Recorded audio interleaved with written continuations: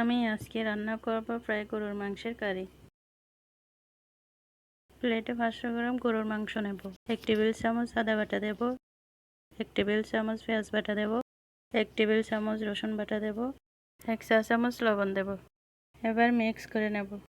এবার ফ্রাই প্যানে গোল চামচে 1 চামচ ঘি দেব। মাংসটা হালকা ভেজে নেব।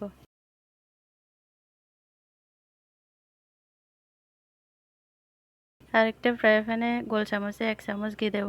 2 মুঠো পেঁয়াজ কুচি দেব, 13টা কাঁচামরিচ দেব, 1 চা চামচ লবণ দেব। পেঁয়াজ বাদামি হয়ে এলে 1 টেবিল চামচ পেঁয়াজ বাটা দেব, 1 টেবিল চামচ রসুন বাটা দেব, 1 টেবিল চামচ আদা বাটা দেব। একটু নেড়ে দেব। 1 চা চামচ জিরা গুঁড়া দেব, 1 চা চামচ গরম মশলার গুঁড়া দেব, 1 চা চামচ হলুদ গুঁড়া দেব, আধা মগ পানি দেব, 1 চা চামচ কালো গোলমরিচ গুঁড়া দেব, 1 চা চামচ ধনে গুঁড়া দেব, 2 চা চামচ লাল মরিচ গুঁড়া দেব।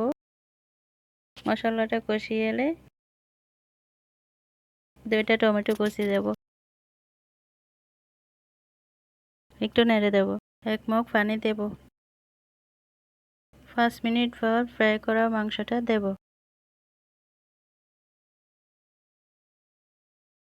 একটু নেড়ে দেব। এবার বেশি আর অল্প আছে 10 মিনিট রান্না করব।